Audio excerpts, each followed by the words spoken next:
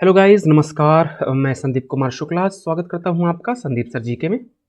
समय हो चुका है, कितना समय हो चुका है 8। और आपको पता है कि 8 बजे डेली एवरीबडी एवरीडे 8 PM में हमारी होती है ओपन लर्नर की क्लास। ठीक है, तो सारे लोग जल्दी से आ जाइए। हमारी इस टाइम पे 6 क्लासेस चल रही हैं everyday, Monday to Saturday. Sunday को छुट्टी होती है, इस बात को ध्यान रखिएगा। ठीक है, संडे हॉलीडे रहता है। तो मंडे टू सैटरडे 9 AM में जीके ट्रिक की क्लास होती है। इवनिंग में 3 PM एंड 8 PM में एक वलानर की क्लास होती है। 5 PM एंड 6 PM में क्वेश्चन आंसर की क्लास होती है। और रात को 9 बजे इंपॉर्टेंट टॉपिक की क्लास होती है। ये 6 क्लासेस होती हैं एवरीडे। सारी क्लासेस एग्जाम के पॉइंट ऑफ व्यू से बहुत ज़्यादा इंपॉर्टेंट है। जो बच्चे लंबे समय से मुझे फॉलो करते हैं उनको इस बात का अंदाज़ा है, वो जानते हैं कि जो पढ़ाया जाता है चीज़ें वहीं से एग्जाम में आती हैं और उसका बेनिफिट मिलता है लोगों को। ठीक है, तो अपन क्या है, अपन क्या ब्रांडिंग में भरोसा नहीं रखते, अपन पढ़ाने में भरोसा करते हैं। जब अच्छा पढ़ाएंगे तो बच्चे अपने आप आते हैं, ब्रांडिंग करने की कोई ज़रूरत नहीं है। बेवजह ब्रांडिंग में पैसा खर्च करने की कोई ज़रूरत नहीं है, खर्च करने के लिए होना भी चाहिए। स्टार्ट करते हैं क्लास को। आज हम पॉलिटी के वर्णन करेंगे। पहला क्वेश्चन आपकी स्क्रीन पर है। अप्रत्यक्ष चुनाव प्रणाली की शुरुआत किस अधिनियम के अंतर्गत की गई थी? बताइए आंसर। जिनने भी कल की क्लास देखी थी ज्योग्राफी की, सॉरी हिस्ट्री वाली पेड़ वाली क्लास की, उनको पता है कि मैंने कल बताया था कि कांग्रेस की जब स्थापना मैंने बताता हूं, तो जब मैं आपको सेफ्टी वॉल्व बताता हूं तो मैं आपको कहता हूं कि कांग्रेस का ही रोल था कि 1892 के कानून में इनडायरेक्ट इलेक्शन की शुरुआत हुई थी। 1892 में 1892 के कानून से ये कांग्रेस को पॉजिटिव रोल देता है।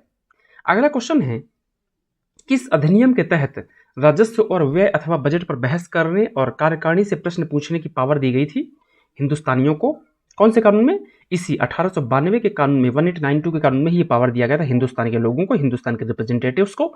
याद रखना बेटा, जितना कुछ मैं आपको, जो बच्चे मेरी डेली क्लास देखते हैं उनको अच्छे से पता है कि मैं हमेशा एग्जाम में क्लासेस में वो कराता हूं जो एग्जाम में पूछा जाता है। मैं इजी और टफ पे कभी भरोसा नहीं करता। इजी हो चाहे टफ हो, अगर एग्जाम में पूछता है तो आपके लिए इंपॉर्टेंट है। फिर इजी हो चाहे टफ हो, आपको करना चाहिए, लापरवाही नहीं करना चाहिए। अगला क्वेश्चन है, संविधान सभा के झंडा समिति के अध्यक्ष कौन थे? बड़ा फेमस क्वेश्चन है, कई हजार बार क्वेश्चन एग्जाम में आया है। जेबी कृपलानी झंडा कमेटी के सदस्य थे, चेयरमैन थे। अगला है, संविधान सभा का औपचारिक रूप से प्रतिपादन किसने किया? Constituent assembly. Who formally rendered the constituent assembly? M Roy ने। रॉय ने किया था 1924 में। आपको पता है कम्युनिस्ट पार्टी ऑफ इंडिया में इन्होंने बात की थी पहली बार संविधान सभा की। नेक्स्ट है, संविधान सभा के पुनर्गठन के फलस्वरूप 1947 तक संविधान सभा सदस्यों की संख्या कितनी रह गई? तो 1947 में संविधान का जब पुनर्गठन किया गया, कॉन्स्टिट्यूंट असेंबली का रीऑर्गेनाइजेशन किया गया, उस टाइम पे टोटल मेंबर्स की संख्या 299 रह गई थी। उसके पहले 389 मेंबर्स थे, 389 मेंबर थे, जो माइनस होकर 299 हो गए थे। माइनस कौन हुए थे? पाकिस्तान वाले माइनस हो गए थे। अगला क्वेश्चन है, संविधान सभा में देशी रियासतों के कितने प्रतिनिधि थे? संविधान सभा में देशी रियासतों के जो 70 रिप्रेजेंटेटिव्स थे, 70 प्रतिनिधि थे। नेक्स्ट क्वेश्चन है, संविधान सभा में किस देशी रियासत के प्रतिनिधि ने भाग नहीं लिया था? कौन सी ऐसी आपका प्रिंसली स्टेट था जिसके हेड ने वहां पर पार्टिसिपेट नहीं किया था?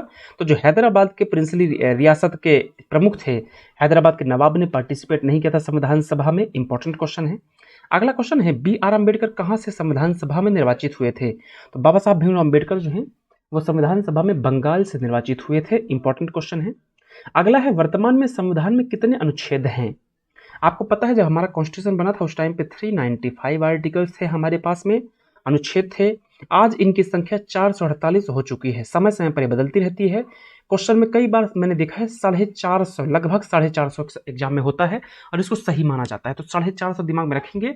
एग्जैक्ट डाटा नहीं है क्योंकि बार बार ये चेंजेस होता रहता है। वर्तमान में 448 है।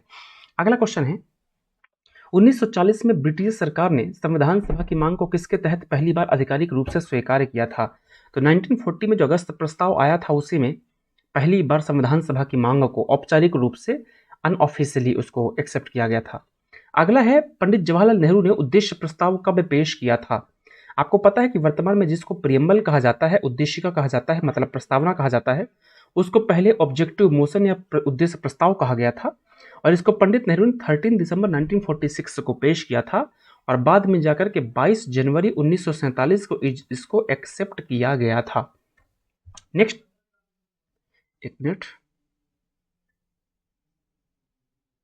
अगला क्वेश्चन है, संविधान सभा द्वारा उद्देश्य प्रस्ताव कब स्वीकार किया गया? अभी मैंने बताया है कब किया गया था, 22 जनवरी 1947 को। अगला क्वेश्चन है, संविधान सभा का पहला वाचन कब हुआ? संविधान सभा जो है कॉन्स्टिट्यूंट असेंबली, इसका पहला वाचन कब हुआ था? इसका पहला वाचन हुआ था 4 नवंबर 1948 से लेकर के 9 नवंबर 1948 तक। इंपॉर्टेंट क्वेश्चन एग्जाम में आ चुका है। दूसरा वाचन कब हुआ था? सेकंड रीडिंग कब हुई थी संविधान कॉन्स्टिट्यूंट असेंबली की संविधान की? तो 15 नवंबर 1948 से 17 अक्टूबर 1949, ये दूसरा था। तीसरा वाचन कब हुआ था? थर्ड रीडिंग कब हुई थी? तो थर्ड रीडिंग हुई थी 14 नवंबर 1949 से 26 नवंबर 1949, और 26 नवंबर 1949 को ही हमारे संविधान बनकर रेडी हो गया था। इंपॉर्टेंट है 1949। नेक्स्ट क्वेश्चन है, संविधान सभा को भारतीय संसद में कब परिवर्तित किया गया था? तो संविधान सभा को भारतीय संसद में 24 जनवरी 1950 को परिवर्तित किया गया था। नेक्स्ट क्वेश्चन है, संविधान सभा के किस भाग को संविधान की कुंजी कहा गया है? तो संविधान सभा के प्रस्तावना को संविधान की कुंजी कहा गया। फेमस क्वेश्चन है, याद रखिएगा, सारे क्वेश्चन इंपॉर्टेंट है। नेक्स्ट क्वेश्चन है, धन विधेयक के संबंध में राज्यसभा को किस प्रकार का अधिकार है? तो आर्टिकल 110 में मनी बिल के बारे में बात की गई है, धन विधेयक के बारे में बात की गई है। और धन विधेयक के संदर्भ में आपको जो राज्यसभा है जो सिर्फ और सिर्फ रिकमेंडेशंस का ही पावर है, कुछ स्पेशल पावर नहीं दिया गया है। नेक्स्ट क्वेश्चन है, लोकसभा के निर्वाचन क्षेत्रों का परिसीमन कौन करता है? जो लोकसभा के निर्वाचन क्षेत्र होते हैं इनका परिसीमन कौन करता है? इनका परिसीमन आयोग करता है। इंपॉर्टेंट क्वेश्चन है, कई बार एग्जाम में पूछ चुका है। नेक्स्ट क्वेश्चन है, भारत में हाई कोर्ट की संख्या कितनी है? तो भारत में हाई कोर्ट की संख्या कितनी है? 25 है। इंपॉर्टेंट क्वेश्चन है, कई बार एग्जाम में पूछ चुका है। भारत में कितने हाई कोर्ट्स हैं? 25 हाई कोर्ट है। और दिल्ली एक ऐसा अकेला यूनियन टेरिटरी है, केंद्र शासित प्रदेश है, जिसका खुद का हाई कोर्ट है।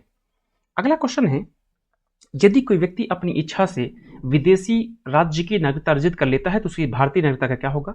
अगर कोई इंडियन आदमी दूसरे देश की सिटीजनशिप को ले लेता है तो उसकी इंडियन सिटीजनशिप तुरंत खत्म हो जाती है, समाप्त हो जाती है। जैसे अक्षय कुमार के साथ है, आपको पता होगा अक्षय कुमार वर्तमान में इंडियन सिटीजन नहीं है, वो कनाडा के सिटीजन हैं, आपको पता होना चाहिए।